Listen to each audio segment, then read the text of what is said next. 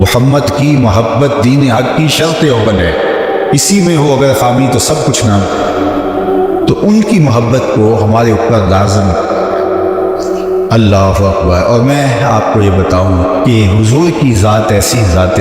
والا صفات ہے جو محبتوں کا مرکز ہے، پوری کائنات ان سے محبت، یعنی جو خالق ہے وہ خالق ہو کے بھی اپنے محبوب سے محبت۔ اللہ اکبر۔ اپنے محبوب سے محبت کرتا ہے خالق ہو کے،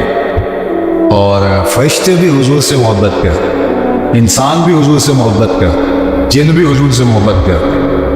حتیٰ کہ جو سینوں میں دل نہیں رکھتے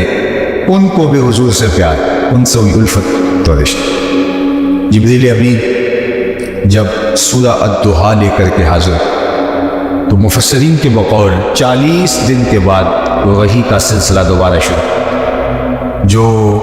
وحی کا انقطاع ہوا وہ 40 دن تک رہا، جس کو فترت کا زمانہ کہتے، تو 40 دن تک جبریل آئے نہیں تھے۔ تو جب جبریل وحی لے کر آئے تو حضور نے فرمایا جبریل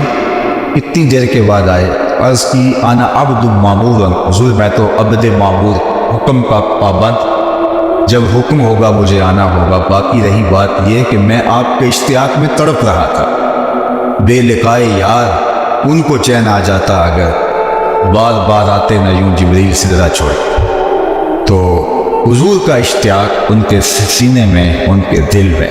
مسلمان تو خیر ٹوٹ کے محبت کرتے ہی کرتے ہیں، لیکن آؤ تمہیں میں ایک انوکھی اور البیلی کہانی سنوں محبت کی۔ امام بخاری نے اس کو نقل کیا ہے اور امام سمہودی نے الوفا کے اندر اس کو بڑی تفصیلات کے ساتھ کیا کہ حضور مسجد نبوی میں تشریف فرما ہوئے، خطبے کا بھی آغاز ہی ہوا تھا کہ ایک جانب سے رونے کی آواز آنے، اور رونے والا اس درد سے روتا ہے کہ لگتا ہے کہ اس کا کلیجہ پھٹ جائے۔ صحابہ دائیں بائیں دیکھتے ہیں لیکن رونے والا دکھائی نہیں دیتا، لیکن اس کی آواز صحابہ خود روایت کرتے ہیں کناقۃ الخلوج، جس طرح اونٹنی کا بچہ گم ہو جائے اور جس طرح وہ چلاتی ہے اور چیختی ہے، تو رونے والے کی آواز کچھ اس طرح سے۔ پھر دائیں بائیں دیکھا تو کوئی رونے والا دکھائی نہیں دیتا اور سب حیرت زدہ ہے، حتیٰ ارتج المسجد، یہاں تک کہ جو مسجد ہے وہ گونجنے لگی، اور عجیب کیفیت ہے اس کے رونے کا شور مچا ہوا ہے اور مسجد گونج رہی ہے اور اس کے درد سے سینوں میں دل تیر رہے ہیں، لیکن حیرت یہ ہے کہ رونے والا دکھائی۔ فنزل النبی صلی اللہ علیہ وآلہ وسلم عن المنبر، حضور منبر سے نیچے تشریف اور ایک سمت چلے، کھجور کا ایک خشک تنا پڑا تھا، آج پہلے دن منبر بچھایا گیا تھا۔ حضور علیہ السلام باز کرتے تھے، ایک تنا پڑا تھا دیوار کے ساتھ، اس کے ساتھ ٹیک لگا، تو جو دور والے تھے ان کی آرزو تھی کہ حضور کچھ بلندی پہ تشریف فرما، تو پھر آقا کریم کے لیے منبر بنایا گیا۔ آج پہلے دن منبر تیار ہو کے مسجد میں آیا تو انہوں نے منبر رکھا،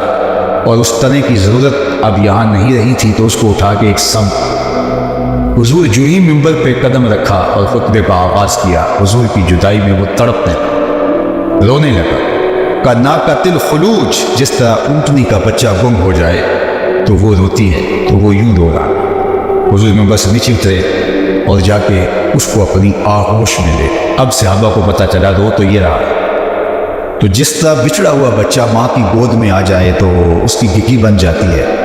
جب تنے کو حضور نے اپنی آغوش میں سمیٹا تو حدیث میں آتا ہے کہ اس کی گکی سی بن گئی۔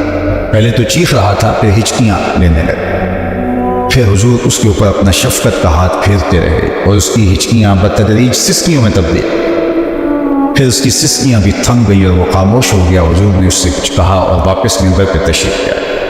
صحابہ کی آنکھوں میں سوال چمک رہے تھے کہ یہ ماجرا کیا ہوا، کبھی درخت بھی روئے ہیں اور درخت بھی خشک، درختوں نے بھی کبھی انسانوں کی طرح چیخو پکار کی ہے،